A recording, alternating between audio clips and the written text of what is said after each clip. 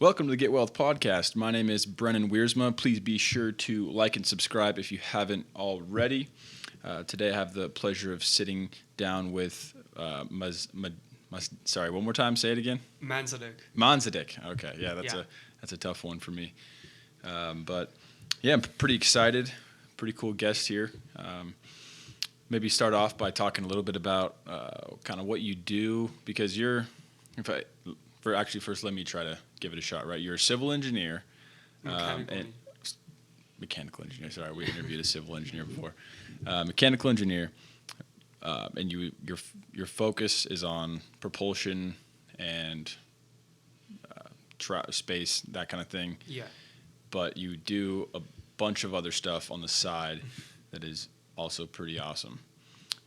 Does that kind of give a good start to kind of what you've done to this point? Or I guess maybe talk for you explain now, I guess. Right. So, hey everyone, I'm Mansidak, and it's nice to be here.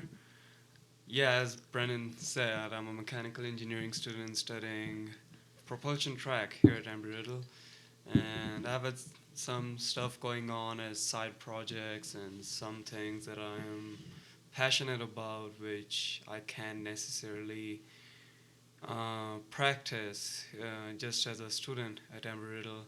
And yeah, so let's get right into it. Yeah, so let's start from the beginning. Where are you from originally? I'm from India. I'm from Punjab, India. It's a northern state in India. And yeah. And you've been here for how long?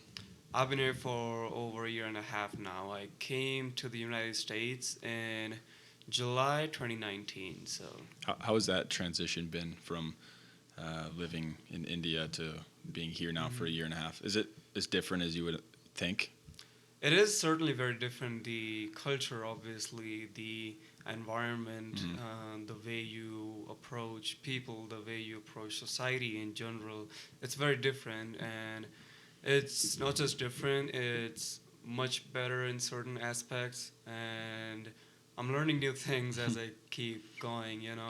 And I'd say, yeah, it's also refreshing because I spent like the first 18 years of my life, 17 years of my life in India, and it's kind of refreshing being placed into an entirely different culture and just trying to figure your way out there. So it's really exciting. Yeah, I mean, you came here kind of at the most crazy time possible with what's going on in the world and even politics right now. Even as we speak, the election, that whole debacle is going on. Right. How is that over there with politics and government? Is it a big topic that people are focused on as compared to here? It is a big topic, just like the United States. It's just that the politic environment there can get a bit more uglier at certain Right. instances, unlike the US, where it's much more controlled, I would say. And unlike the US, there are not just two parties running, there are multiple parties, and some of the times there can be even 10 parties running. Usually it comes down to two or three people, and yeah, so it's quite different, but Yeah. it definitely is one of the most debated topics back home. So Oh, really? yeah. How is because I mean you said that it's more controlled. It seems like in America, which you've been able to see firsthand with the coronavirus pandemic, all that, Right. everything seems to be controlled right now. Is that not? Is it just like kind of like, oh, I'm used to this, or is it different with how we're doing it now? Is it different from kind of how you would expect it to be in India? Yeah, by control, I mean like part of the reason is the population and population density, to say. Is because, like, I would say the education system, the way the government approaches people back home is quite different the way the government approaches people here. And like when I say it's more controlled here, it is because it's more disciplined. Got it. That'd be much better word, Yeah. I'd say. In India back home, things get kind of nasty because people tend to be relatively loud about their opinion. Got it. And unlike the US, where like it's kind of similar to the US, but it's more loud. Okay. Yeah. I think I see what you mean. So how did you find out about Embry Riddle? Because I guess we didn't say that. You go to Embry Riddle, you're a sophomore Yeah. right now in the mechanical engineering Right. program. So how do you find out about Embry Riddle? So it all started with the college application process, and Embry wasn't really my first choice. And it was their reputation in the aerospace industry that attracted me, and part of the reason was also the scholarship that they gave. I don't know if I mentioned this before, but I applied to like 40 colleges, 30 in the US and 10 in Canada. Wow. And yeah, so the reason I came to Embry was, of course, their reputation. Their engineering program is pretty solid. The opportunity for scholarship, and I was like, maybe might help me land a job, after 4 years or something.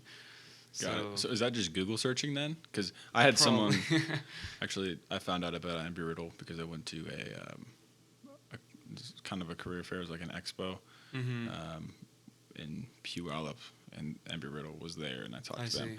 But so you were just doing like aerospace engineering schools? Yeah, and- also, like, I had some friends here in the US while I was in high school in India. I had some programs, online programs I was doing, and even some other stuff I was doing that we can dive into after a few minutes. And yeah, I made connections all over the world, I'd say. I have some friends in Ukraine, many friends in Canada, some friends back home, and I had some friends in the US, and they were just telling me about the universities which most of the Americans prefer when it comes to aerospace engineering. And Embry popped up, and I was like, let's just apply here, and it turned out pretty well.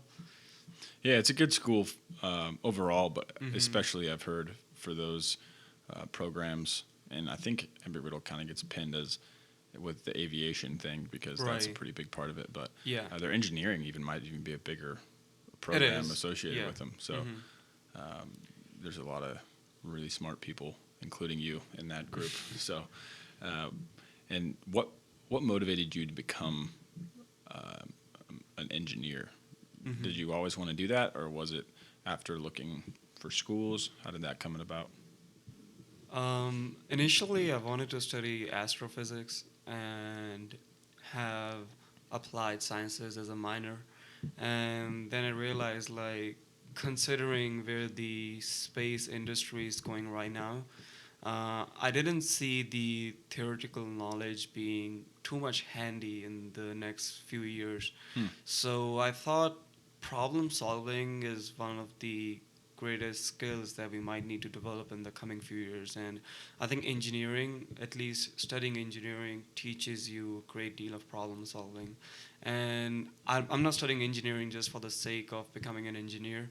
I think it's just that the classes that you take, the way you approach projects and stuff, it trains your mind to solve problems in a certain way which not other majors can. And like, of course, studying physics, theoretical physics teaches you how to solve problems, but you can't really apply that stuff in the real world. And I think studying mechanical engineering, aerospace engineering, or any kind of engineering really trains your brain how to solve stuff in the real world. And I think that problem solving ability is the only reason I'm actually studying engineering. Really? Yeah. With the engineering degree, is it to some level a prerequisite to what you want to do later on, though? Like, do you probably need some sort of a degree? Is mechanical engineering the best one for that, or? Yeah, I mean, like, mostly any degree that you have, as long as it's related to STEM, I think it should be able to help you in the long term. But as I said, when it comes to the space industry as such, like, we have speculations that it might go commercial in the next 5 or 6 years, and about the all. 5 or 6 years. Is that uh, really? I think so. That's what it's gonna I was, take. which Michael Fabian, the professor, Right. Yeah. and I don't know if you heard this in that episode, if you said you watched it, but he was talking about space travel, the outlook on space travel, and he was saying, I think I might have asked him within the next 10 years, whatever it was, but right now it's 200,000 per pound of person. I think that is what he meant to go to Okay, yeah, space right yeah, now on a commercial level. right. Do you think it's going to be the same level as buying a plane ticket in 5 to 6 years? Hmm. How do you think that looks? No, it definitely won't be like that. I think it'll be more. Let me think of an analogy. Mm, it'll be. How can I say this? Like it'll be more prestigious and more, premium kind of thing, and not everybody would be able to afford it in the next Right. 5 to 6 years. Considering we do go commercial, and I think if companies like SpaceX and you know all the commercial companies, if they keep doing what they're doing, and hopefully if they succeed, I think maybe in the next 5, 6, 7 years we can send at least a couple passengers up there, uh, not just as astronauts, like just as normal people. Like I remember Elon Musk had something like a couple of years ago where he was, from what I remember, like planning on sending some Japanese billionaire up in the space, and that guy further said that I'm gonna take 6 to 7 artists with me up there. I think I remember hearing about this. Right? Yeah. And that kind of sparked in my mind that actually that might actually be possible in the near future, and Wait, I heard this might not be the same thing. Wasn't he trying to bring a girl with him? Like he was going to pay a crazy amount of money to bring a girl? no, Like I think someone it to was marry like him? like what his motivation was that from his speech I remember he said that artists like writers, painters, Maybe he's like poets. just a Yeah, random he said article. like they need to experience what the earth looks from the outside, so that can have an influence on their craft. Whoa. And that's why he was so motivated on sending artists up there. But again, that was just a motivation. It hasn't come true yet. This is But at least a conversation, though. yeah, hopefully it will in the next few years, and it's gonna be exciting. Yeah, to think in our lifetime, right? Because we'll have however many years left of just this innovation, and I mean, hopefully, with what's going on, that we Right, have yeah. a good amount of time left here on Earth. But there's going to be some crazy innovations, especially with space travel. Because I mean, if you just think about within the last 20 years, right? Like how far a cell phone has came. 20 years ago, did they have portable cell phones? Or is that They did not. Yeah, no? it's like Which is the wires and stuff. insane. Which now we have, it's our phones now just keep getting better and better. What we have in our pocket took us to the moon and our first trip there. There you go. I Yeah. don't actually know if that's true. I've heard that's a little thing everyone Yeah. says, but so there's probably going to be some exciting stuff that you're most likely going to be a part of, right? Hopefully. That kind of thing. Hopefully. So where did it start? Because you did a lot of your own projects in high school before you even started studying as an engineer. Right. So what was the kind of the first step you took or the first project you did? So, putting everything into perspective, I think so when I was in my sophomore year of high school, if I remember, which is 10th grade, I took part in this online mentoring program. It was being organized by the New York Academy of Sciences. And they were selecting students based upon their achievements and their essays and all that kind of stuff that kind of like what goes into college applications. And if you get accepted to that program, you get paired with a mentor from anywhere across the world who is a professional in their field. I was paired with a doctor from University of Chicago. Wait, hold on. Before we just skip over that part of how you got selected, that's a pretty cool thing, right? Right. So they had this online application, and I came across it over Facebook, and I was like, let's apply. They had like, I don't know, 10% acceptance rate or something. And once I got it, and I was like, okay, the community is pretty cool. You have all those like-minded students in this community. It was an online platform where you could like meet with people and talk to professionals and stuff. And then you also had like online modules that you need to complete, like leadership, communication, stuff like that. Wow. And if you complete those programs in 1 year, and then you get promoted to being a senior mentee, so you can train the future upcoming freshman class of mentees. And if you perform well in that and you get a recommendation from your mentor, my mentor was from University of Chicago, and if you do well in that, you can be selected for a scholarship, which will take you to New York for a week-long conference there. And that was my first exposure to the United States. How old were you? I just turned 19. Okay, so when you applied to it, you were When I applied, I was probably 18. 16. Whoa. Yeah, when I applied, I was 16, and I first came to New York City when I was 17 for their conference by the New Academy of Sciences. And So you kind of found yourself in this elite group of like intellects at 17 years old. It was kind of the first, exclusive group. yeah, it was. You meet a ton of people there. There was this CEO of Regeneron. I can't remember his name. He was a billionaire. He is a billionaire. Yeah, no kidding. And It's like, yeah, probably still is. yeah, it's crazy, honestly. Like coming from a city where people have no idea like what innovation is, what's actually going around the world, where people are so conserved in their own minds, and then all of a sudden the next day you're in New York among billionaires, and it's like, yo, wait. As a 17-year-old. Yeah.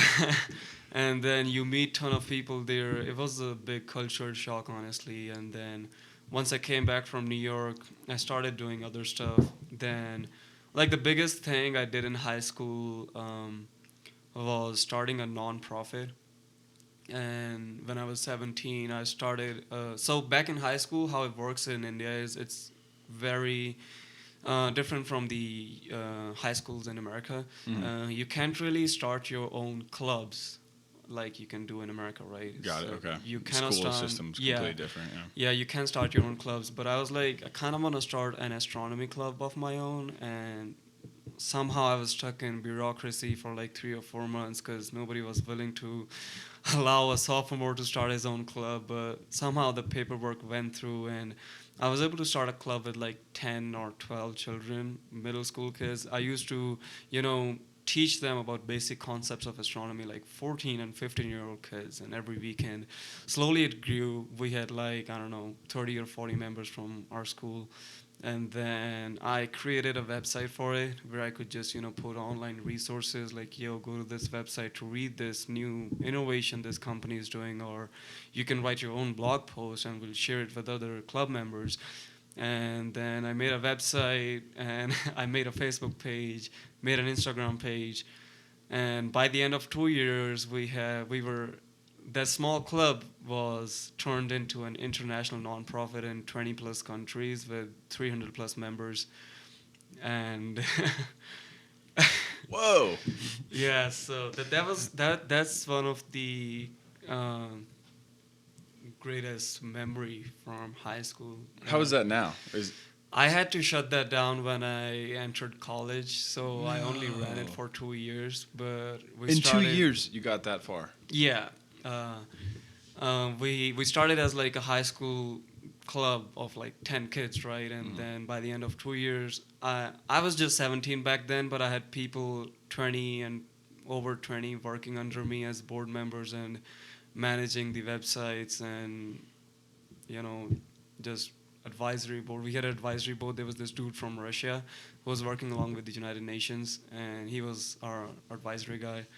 And then we had one lady from Hungary who managed the blogging platform. Then we had another lady from the US who used to help us with the outreach stuff. And we conducted a remote astronomy workshop in Kazan Federal University in Russia, which was attended by 50 or 60 university members and professors and stuff. So yeah, I was surprised at the growth it was taking pretty quickly. Why'd you have to shut it down? Because college became pretty busy too quickly, and I had a meeting with my board members, I was like, yo, it's getting insane here, and I think we might have to shut that down, or we need more members to manage the team. We couldn't get more members because that would have involved more work. So I was like, let's just slowly shut this down. The website is still up there. People can still read those Okay. hundreds of blog posts that we have. They can still stream those live recordings of all those astronomy workshops that we used to do. What's the website? Because It's voyagerspaceoutreach.org. voyagerspaceoutreach.org. Yeah. Okay, because everybody watching this should definitely go look at that. And so it's not shut down completely. You can pick it up. Like you can later, definitely right? serve. Like it's the online presence of the nonprofit is just there for historical purposes, I'd say. Like Would you ever continue? I'm not sure really. It's getting really busy. But as- like 10 years from now, because it sounds like that could be something crazy cool. I mean, it already is, but it'll. It sounds like what I mean by that is that it could grow into the next astronomy Facebook. You know, like the next social platform for yeah. I never thought about like it. STEM type of studies. Yeah. Well, it could be. I mean, like once everything's settled for a while, hopefully. Yeah, because I remember like when I used to, so like I used to miss high school every weekend so I could go to other schools and Wait, hold on. You would miss high school on the weekends? like, so we still need to go to high school on Saturdays. What? Yeah, we have 6-day work weeks back home, and I used to miss those Saturdays and go to some other schools which weren't as well funded as ours. So basically, students who do not have as good of resources as we do in our high school.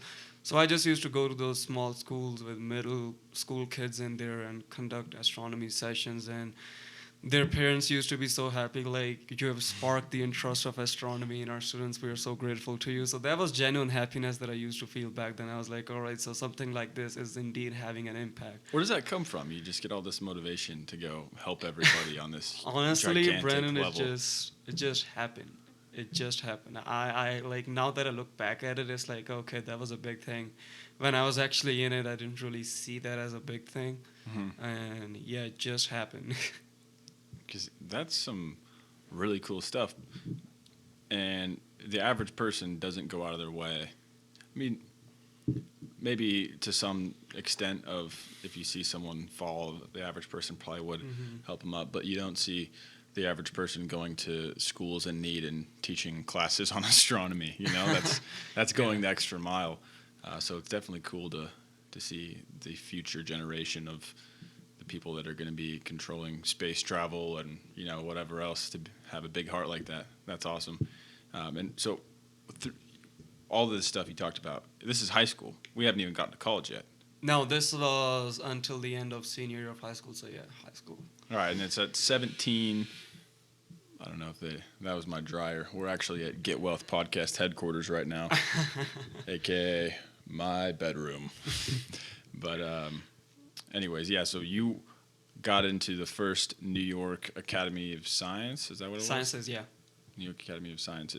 What is that? I've never heard of it. It's like a research academy, and they have like these resources for college students, high school students to either. So like right now, their latest program is like if you get accepted to the program, it's called the Junior Academy. Okay. And if you get in it, I think it also has like 10% acceptance rate or something. And once you get in, you can start taking part in like online challenges, kind of like what NASA does with their, you know, those space challenges, and then the NASA Big Idea Challenge. So it's like you need to solve a problem by making a team of students, and it can, like, they have challenges every semester. This year they're having something related to textiles and the fashion industry, and of course the COVID vaccine. And last year they had a space challenge where you had to design a potential colony on Moon, which was self-sustainable. That's what I took part in. And then they have some medicine. Did you develop the colony? We were able to develop a plan, a proposal. That's what you need. You can't develop a colony, right? So it's like a potential plan or proposal with everything, all those budgets and the law stuff and the biology stuff, the agriculture stuff. So you make like a team of 4 or 5 students from all across the world, and then you have a mentor who is a professional in that field guiding you. So you make the proposal, you submit it, and there's usually some companies judging it. Last year it was Lockheed, and this year for the textiles one, they have some academy from Sweden. So I think once they had Coca-Cola to judge one of their challenges. Okay. So yeah, we didn't win that one. So I didn't get to go to New York last year. But yeah, it's some fun stuff going on.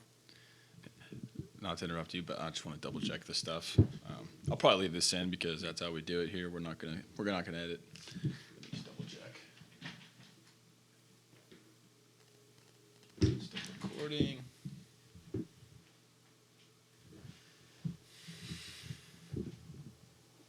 Still recording. All right. I figure if we last the first 10 minutes, it'll go. Oh, are we at 30 minutes already? Are we? That's what that says? That doesn't seem right, but... Okay. It says 27 minutes. Really? There's no way we've been talking for 27 minutes. I don't know. Either way, we're not on a time crunch.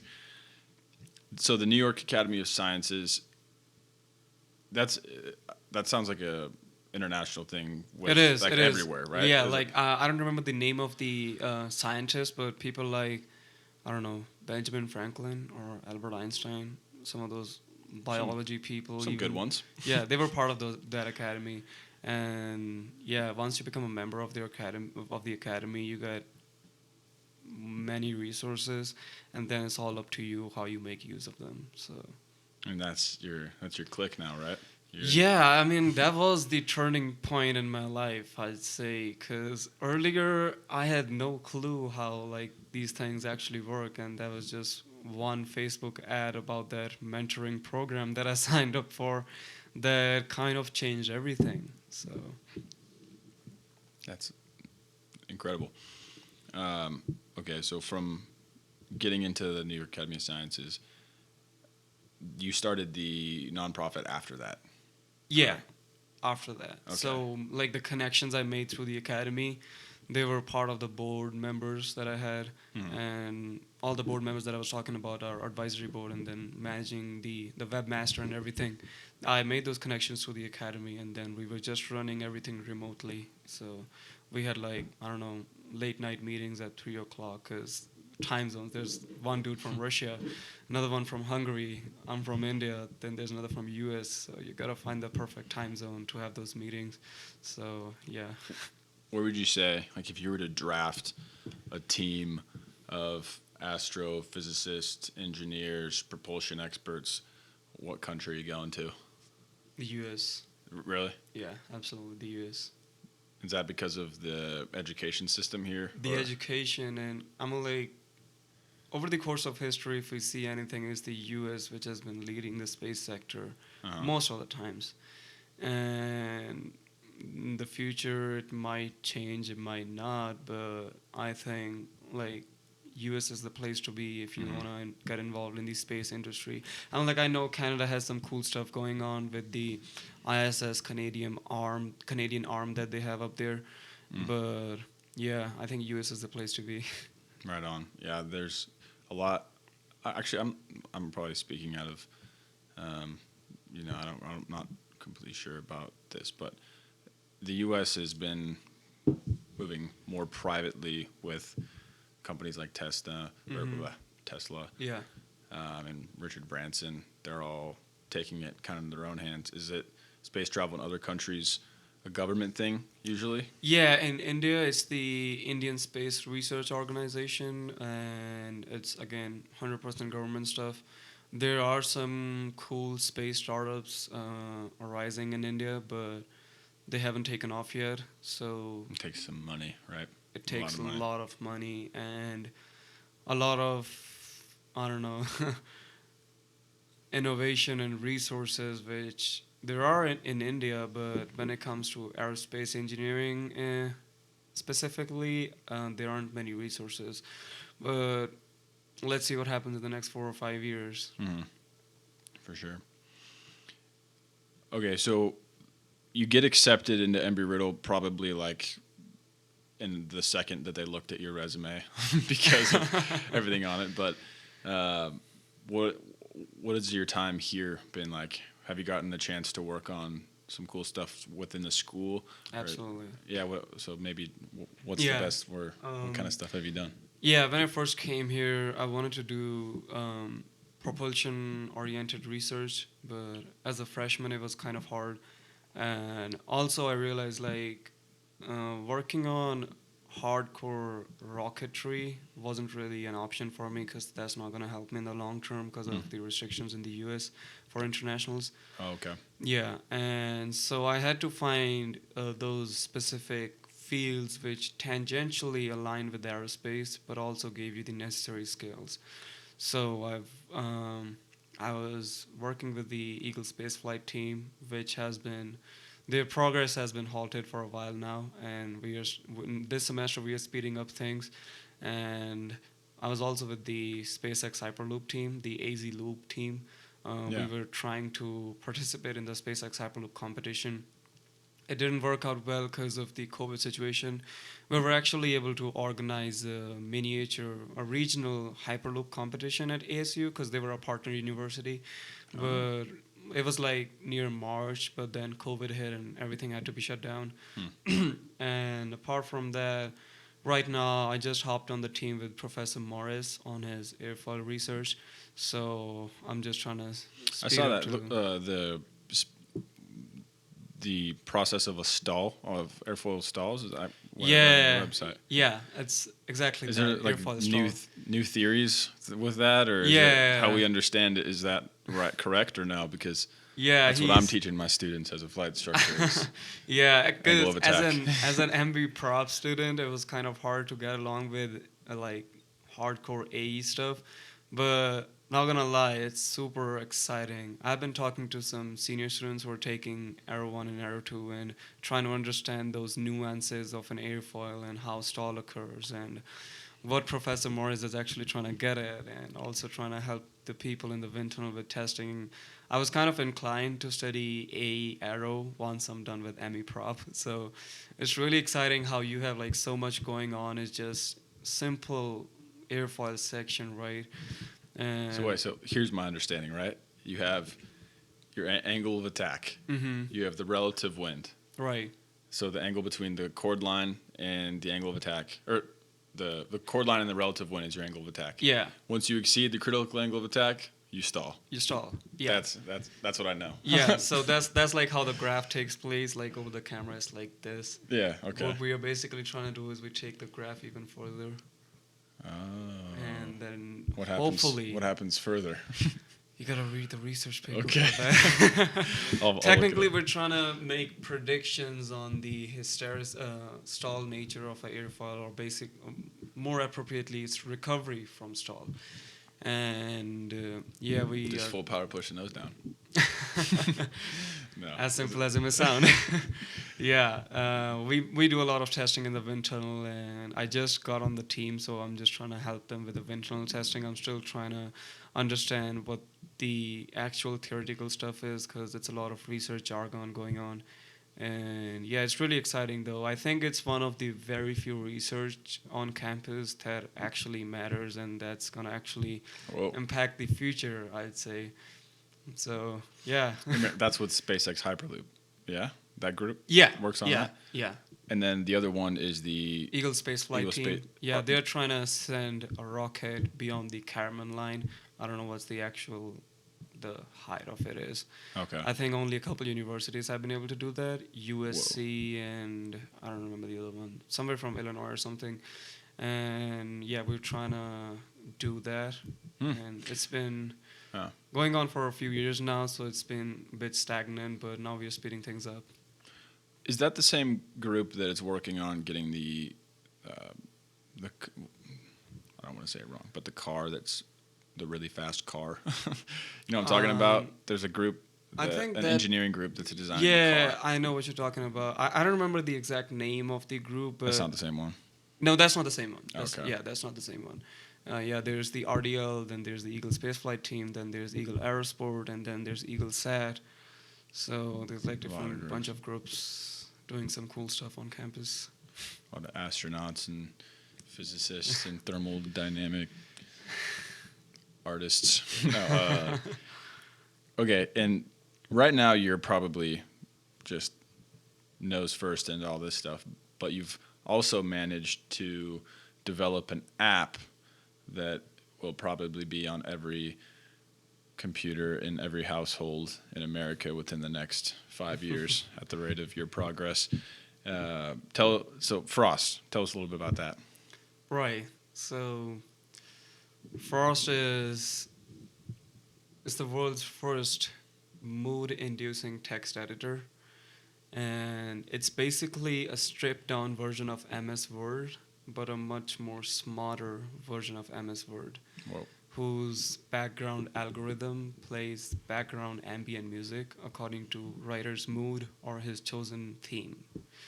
And it's completely free to use, and it runs off what your mood is, what you want to write, and the way it works is simple. You pick a mood, you start writing, and then you can download your stuff. Yeah. So you download it off of a website? Yeah, it's called frostwriter.com, and it's a web application. I have not developed a desktop application yet. You can use it through your browser, but recently I added a new extension, basically, so even if you lose your internet connection, all the stuff that you typed in is going to stay there forever unless you clear your cookies, and you don't even need to create an account for that. So it's like an automatic backup option. So yeah. I'm gonna get that on my computer. Okay, so you download it and you use it from the web. And what does it look like? You can set the theme of it. From what I was looking at, it looked like you could just type on this scroll looking thing. And then Yeah. you set a mood. For example, it could be like cold or Yeah. it was like cinematic one. I don't know. There was a few or more than a Right. few, but Yeah, but when does I that first look like? launched Frost, they were like the most basic ones. I think it was calm, like just white space with like Zen music. And then I launched, like it was calm, dark, mild dark, rage, love, and that's it. And then with the second version, I launched um, summer, cold, which is like festive season and stuff.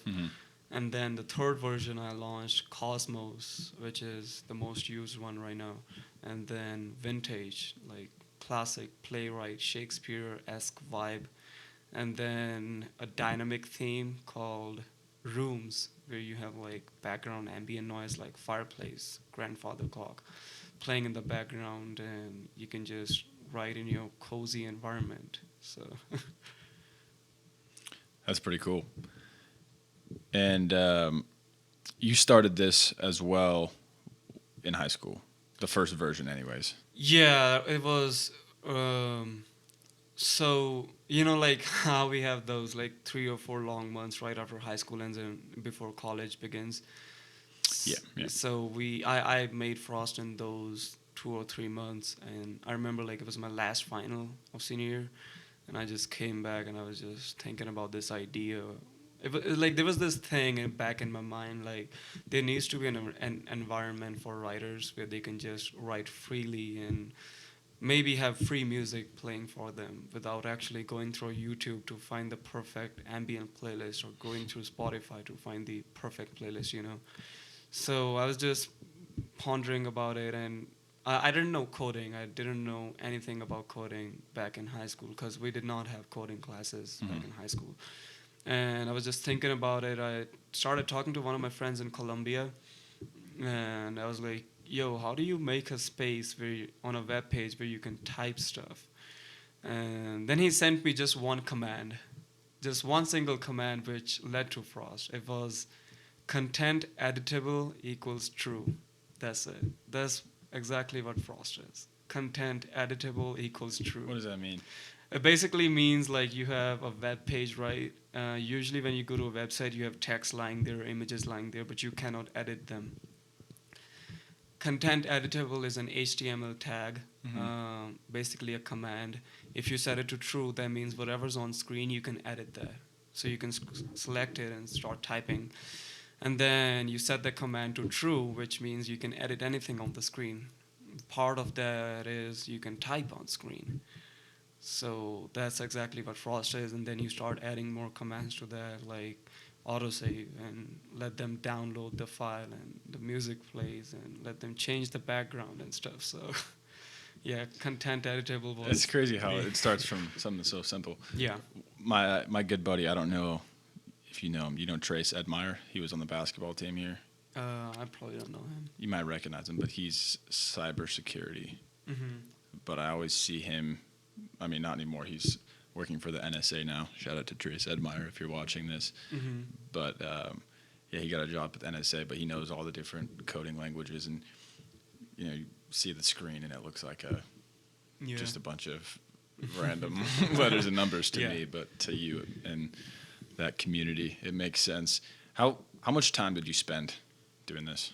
So the very first version, which was the beta version, it was a gamble, honestly, the very first time, because when I first designed the website, it took me like 2 or 3 nights straight, and then I had to get a domain, frostwriter.com, and that took like, how much did it take? Let me think.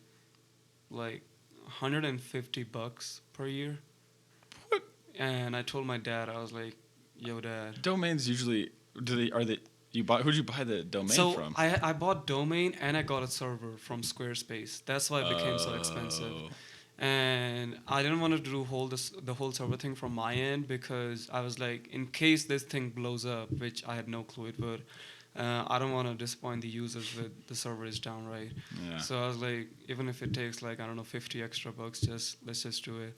Then I went to my dad. I was like, yo, I need your card. I gotta buy this thing. He's like, what do you want to buy? I'm like, a domain. He's like, what's that? I'm like, it's the future, just let me Dad. use your card. It's the future. Yeah, it's the future. just let me use it for like a while. So my dad played that gamble, $150. And like in our currency, it's like huge. It's like 7,000 rupees. And just to put that in context, like, I don't know. Like, you know how much you can buy with $150, right? Oh, so, yeah. Yeah. $150 right now, man. I'd buy groceries. Yeah, my dad didn't know what a domain was, but I tried explaining him. He's like, okay, whatever, just do it. And I launched the beta version, and the next day I wake up, there's like 1,000 people on the website, and I'm like, okay. Wait, the next day? Yeah, the very next night. I launched it. So how do people even know it exists? Yeah, so there's this website called Product Hunt, where every 24 hours new products are launched. And I launched Frost there, and the next morning I wake up, it's like, I don't know, 130 upvotes, and people tweeting at me, people writing articles about me, and I'm like, bro, wait. It's insane. I just started this like 4 nights ago. And yeah, it kind of blew up. Then I also shared it in some Facebook writing groups where people, just discuss poetry and novels and stuff. That could take off there. Yeah, and it took off from there. Then people started sharing about it, and people had a lot of suggestions, like, we need a downloading option, we need the ability to skip music, we need this, we need that. They think it's this thing that you've been working on your whole entire life. But 4 nights ago, you're like, hey, Dad, can I borrow the card? I need to do something online. Yeah. And I'm like, okay, now it's getting insane, and I don't even know how to program these things, because I've never programmed before. Thank you for your suggestion. We'll bring it up to headquarters and client customer service. Yeah, I didn't even say that it was a single person running this. I used to be like, okay, we are going to add this feature. Okay, we are going to present this feature. But it's you. Yeah, so people think it's an authentic company or something, and I was like, okay, we are working on next update. And then I came to the U.S.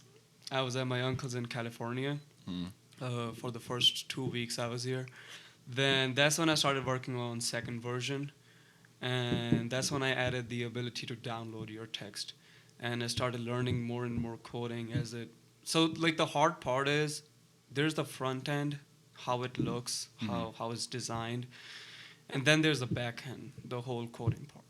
I had to handle both of them myself. And coding was hard, but design was kind of easy because I had been designing websites since 8th grade. I used to have a blog back then, a poetry blog. I used to like write poems and put it up there. That's awesome. Yeah, so that design experience kind of helped me when building Frost. It probably helped come up with the idea itself. Right. Yeah. Poetry. You know, you want to have an interface that you can work on, and Right. then what it's missing is, the ambient Yeah. noise of inspiration that you can get, Yeah. which Yeah. is so organic, which probably makes the product so much better because it comes from just inspiration from directly from you. But Right. anyway, sorry, the poetry. You're good. Yeah, so that kind of helped me with the design aspect, but I had to learn a lot of coding. And then I started developing it in California, and that's when I launched the second version. I launched it again on Product Hunt, and people went crazy the second time. How much? Like, what's the numbers? I had like, I don't know, 5,000 visitors the very next night, and I was like, okay, this is going places. And a year passed by. I came to Embry Riddle. I kind of forgot about Frost. I barely checked the analytics, and We're not even at Embry Riddle yet at this point. What on earth? Okay, so you get to Riddle, and you forgot about it. I basically forgot about Okay. it. Like I barely even put it on my resume, and I was like, nobody cares about this. It's a simple website. That's what I thought until COVID situation happened and the quarantine stuff happened. A little more And time. yeah, when we were kicked off campus. So yeah, when everyone was kicked off. Oh yeah, you were kicked off campus literally. For people that are watching this, it Yeah. wasn't like, oh no, we had to move out. It was like, we're going to school and everyone is moving into their dorms. Freshmen that are going away from home for the first time. You all the way from India, right? You're in your dorm, and then you get an email from whoever the guy is that's Yeah. calling these shots. Oh yeah, by the way, you have to be moved out of the dorms in a weekend or something. Yeah, it was similar. Yeah. Ridiculous. Did you see the email? Joshua Limes, one of the coolest dudes out there, president or Shout out ex-president. to Joshua. He's a real one. Yeah. But that email couldn't have been said better. Absolutely. That was exactly what we were looking for. It's not the hero we deserved, but the hero we needed. Exactly. And yeah, so once we were kicked off campus, I moved to Utah to my uncle's, and then I was like, okay, I don't have like stuff like, the engineering softwares like Katia and Ansys. I don't have that kind of stuff here. So what should I do? So I started working on Frost again. I was like, okay, let's see what can I do with Frost now. And then it took me 2 solid months. Every day, every night, I used to work on it, learn more commands and stuff. And yeah, and then just real quick, so 4 nights you come up with this thing that's already a huge hit, and you did that in 4 nights. Yeah. And now this time it's 2 months Yeah. of every day, every night. So Yeah. the product, I can only imagine the quality that has been added from that. But anyways, you guys, you're in Utah with your uncle. Yeah. And you're grinding, you're working on the Frost. Yeah, I have 0.3. like the complete redesign of the website, and I'm like, I was so nervous. I wasn't sure if it's gonna blow up or not this time. Because in the third version, what I added was the ability to skip music, which was the biggest demand. Then we added a live word count, so you can see how many words you have typed so far. And we added new themes. I added new themes. You're the empire right now. You're Yeah. speaking for the company. Yeah, new themes were added, and then the dynamic theme was added. A lot, like it was a complete, like the code was started from scratch. Then it was a complete redesign of the back end, the front end. Then that was called version 3, and then again I was like, okay, so I think it was 22nd of June 2020 when it was launched, and then again I launched it on Product Hunt with the same website where it blew up from, and then. Yeah, I launched it on Product Hunt the next day. There's a new user signing up every 60 seconds. Wow. Yeah. So throughout the course of this episode, let's see.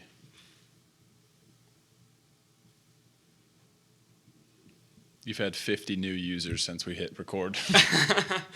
Yeah, like the moment it was launched, there are like, I don't know, 300 something upvotes.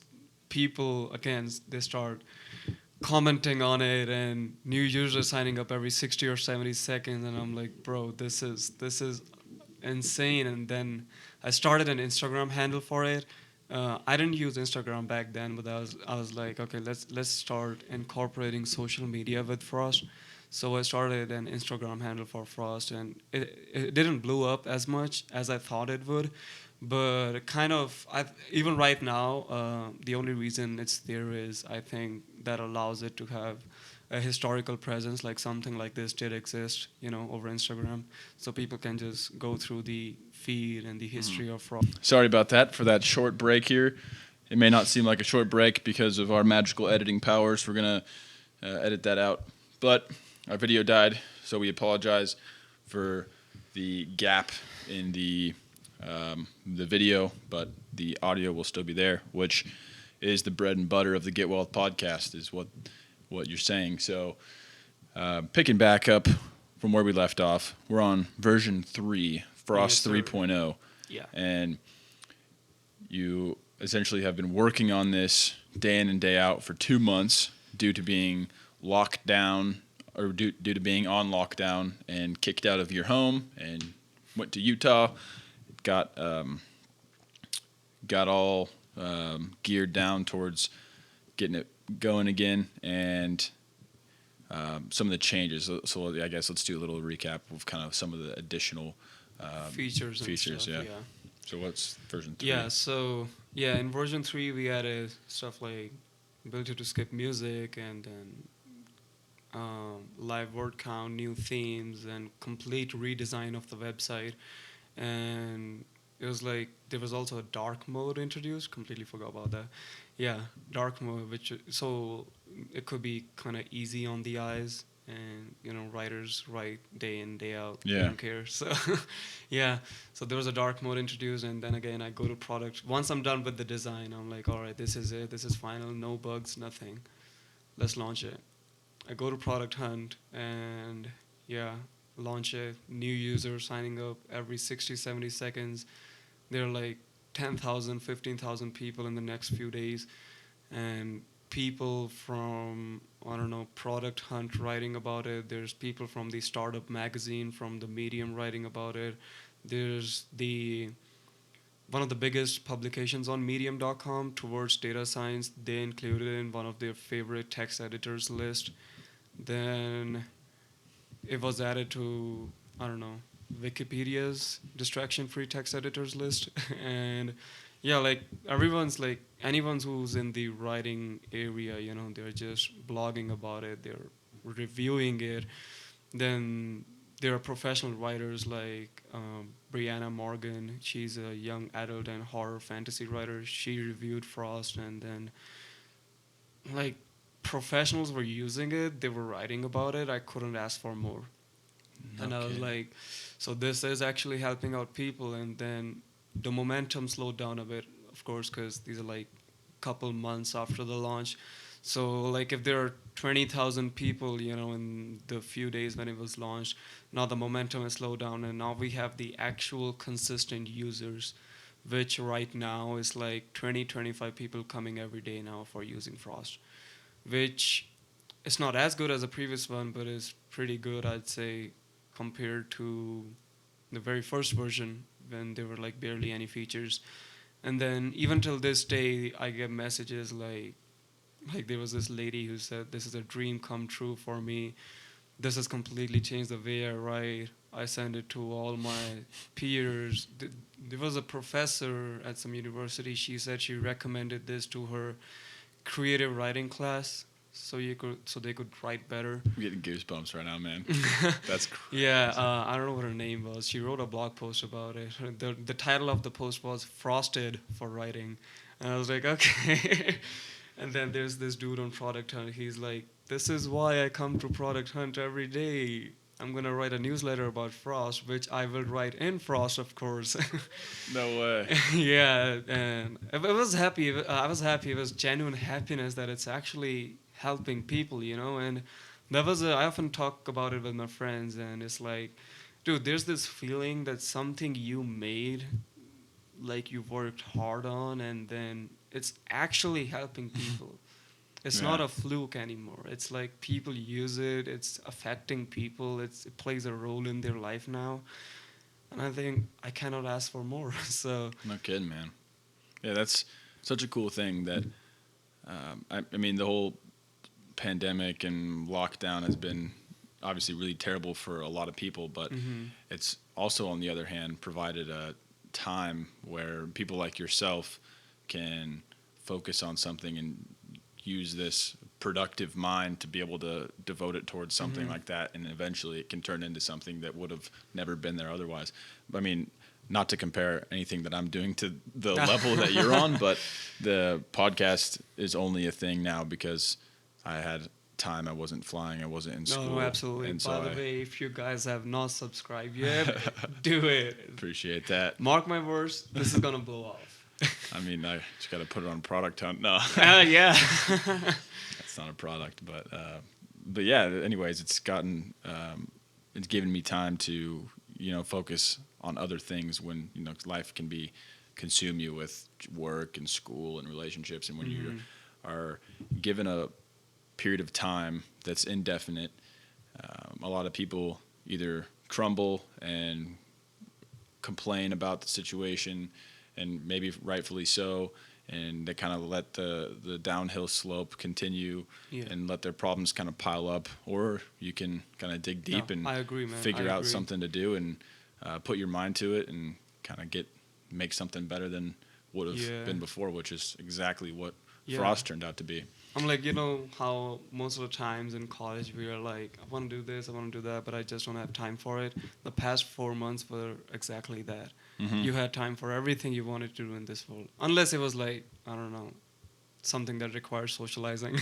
Yeah. Yeah, you could. Except for everything else. Yeah, you could have done anything. Like you got this podcast and maybe Frost, and most of my connections and people I knew, they launched brand new products. And I think quarantine was a great time if you had to, make something, or Mhm. even like if you want to catch up on classes. Most of my friends caught up on classes. They took summer courses, and yeah, it was the time.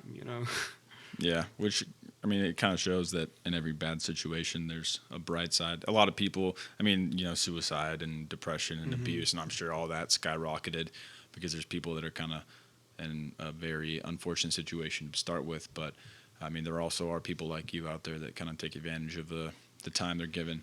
So with Frost, what is the outlook? Like, what's the plan now for the app, and where do you see it in the next 10 years? Where are your plans moving forward?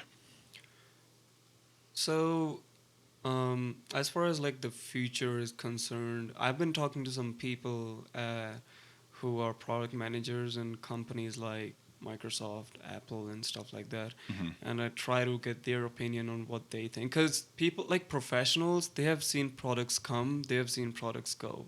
Yeah. So there's no one better than them to get an opinion from, to see, yo, what do you actually think about this? What do you think is going to happen in the future? Mhm. And almost all of them have said that I need to figure out a business model for this so I can actually start making some money off of it. And Yeah, we even talk about that. There's got to be so many opportunities to yeah, catch a bag with this. Like right. the bricks truck, dude. There's people that'll pay, I'm sure, exuberant amounts of money. Yeah, because I wanted to have an established audience base first. Once you have that, then you can do anything with them. Not anything, like Yeah, you but can, yeah. And so like once like the part of money like didn't even cross my mind, because during my whole freshman year I basically just forgot about Frost.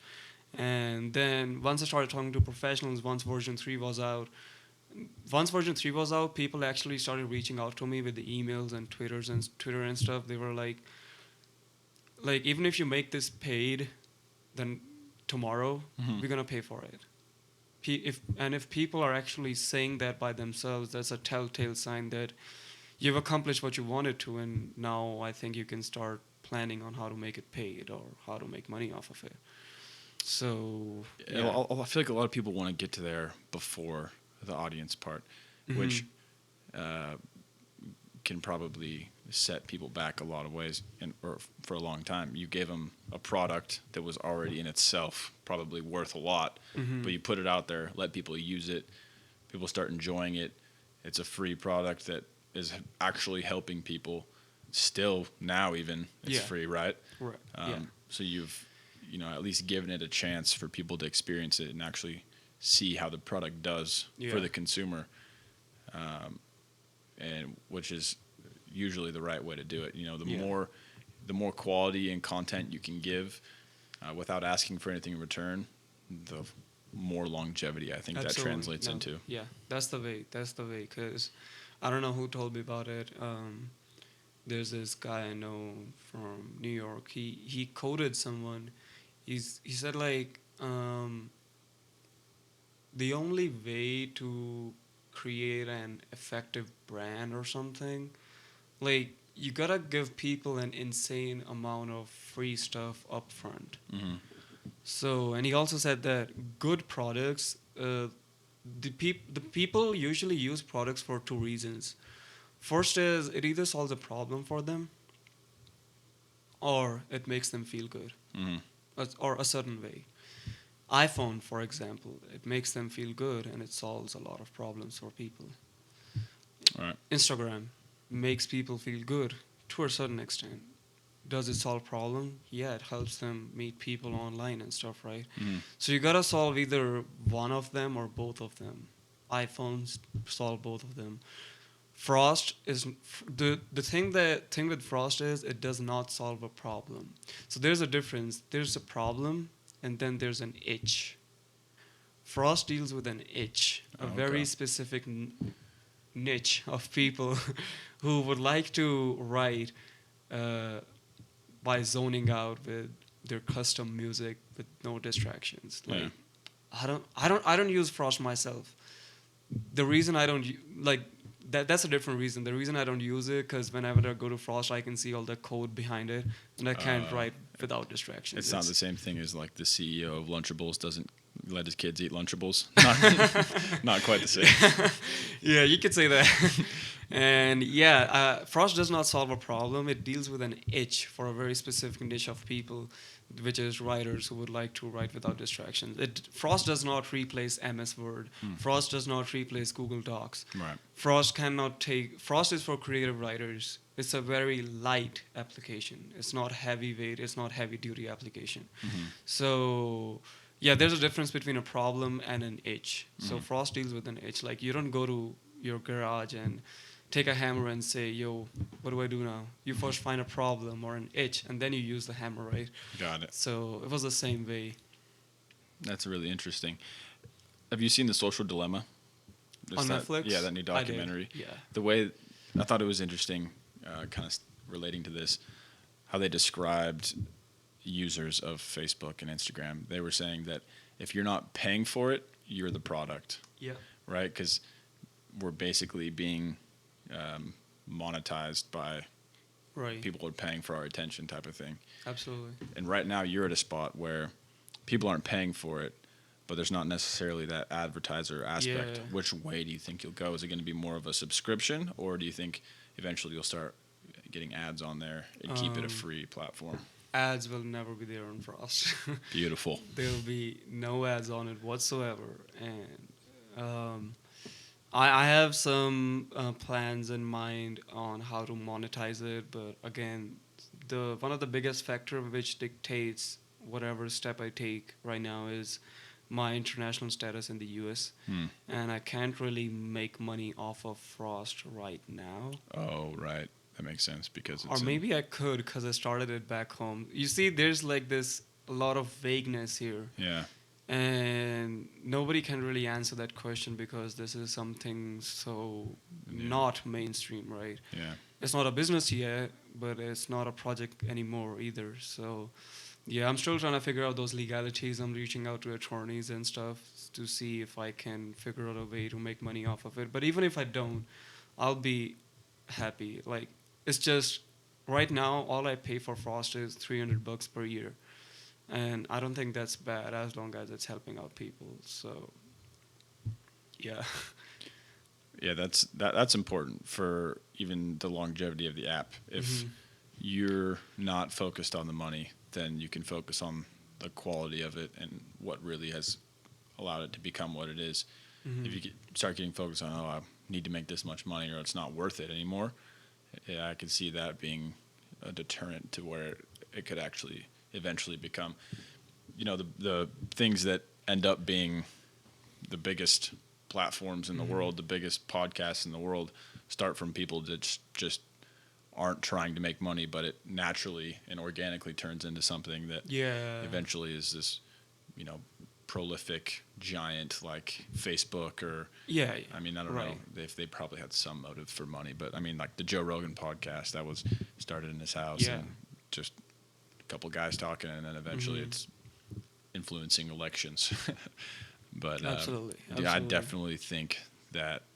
I mean, you know this more than I do, but Frost, I could see that being, down the road, 20 years from now, something that everybody knows about, or at least has heard it. Like maybe it's not if people aren't writers, but you know about it. Type Hopefully. Of thing. Hopefully, yeah. It's pretty cool. Sorry to keep doing this, but I just want to check the video because I want to make sure that it's It's all good. not screwing up again. Nice. I think my head is cut out of it a little bit, but we're okay. We're keeping all this in. I left the front door open in case Kenny comes. But it's not looking like he's coming. But I don't have my questions in front of me anymore. But from what I can remember, okay, so version 3 of Frost.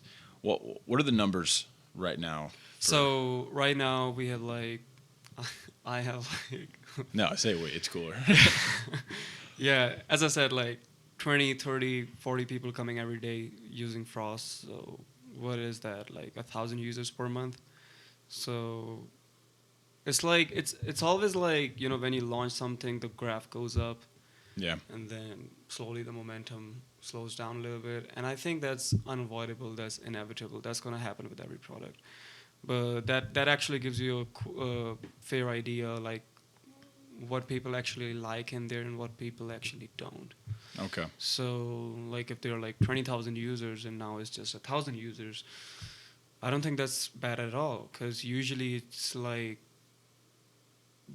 usually 2% or 3% stick around, and right now it's like 5 to 10%, which I think it's pretty bonus. Yeah. So, yeah. Yeah, man, it's only gonna get more momentum and more momentum with. Thanks, man. Hopefully. I got to get it on my computer. I'm not a writer really, but People use it like people use it to listen to music and go to sleep. really. Yeah, one of my friends, he was like, "All right, I'm gonna use Frost to go to sleep now. I'll talk to you tomorrow." I'm like, bro, That's crazy. Like, people just they pull up Frost and they listen to music while they're typing in some other writing application, and I don't mind that at all. Like, as long as it's helping you, bro, it's worth it. Where do you get the music from? It's a long story. So, again, that was one of the biggest challenges in addition to the coding aspect. In those initial 4 nights back in India, Yeah. I reached out to some producers, like songwriters, just instrumental music, no vocals, right? And it was I reached out to the producers at Purple Planet Music, Okay. and I was like, "Yo, I'm working on this project," and then we figured out the whole license thing and stuff, and then I was able to use it in it, and then I reached out to Dexter Britton.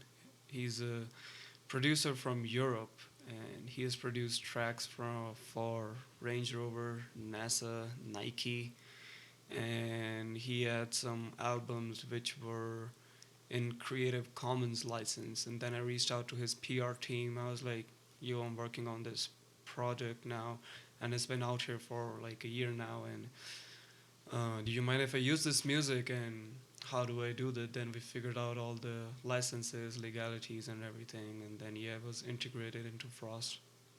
Whoa. Can people see who they're listening to in any way, or is it just kind of there? You need to go. You can see who the artist is, but you cannot figure out what the exact track name is and everything. Got it. Again, to avoid distractions and have it as minimal as possible.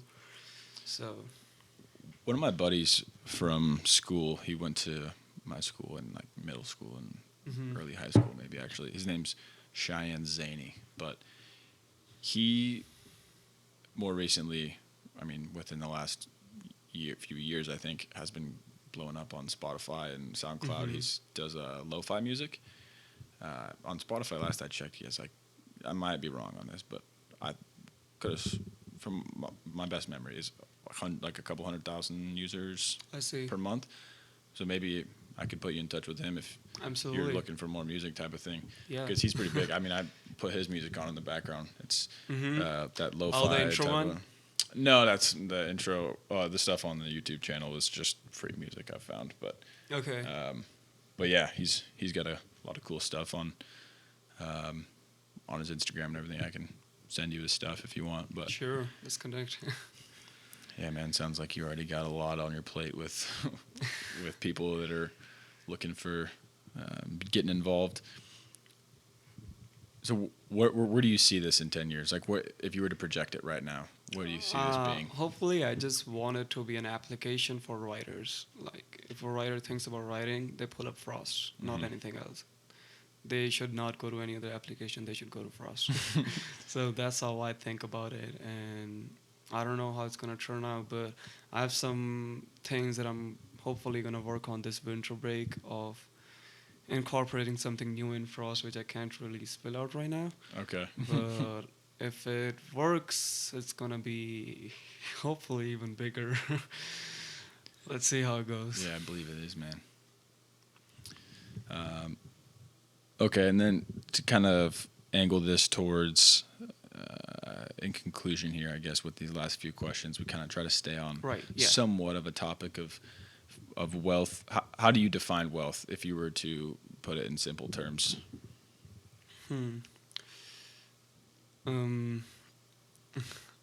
Honestly, like, I'm just 19, and I don't think I'm in that position to describe what exactly wealth is. Okay, And fair enough. I think people like Michael Fabian or Elon Musk and people like those are in a better position to describe what wealth is.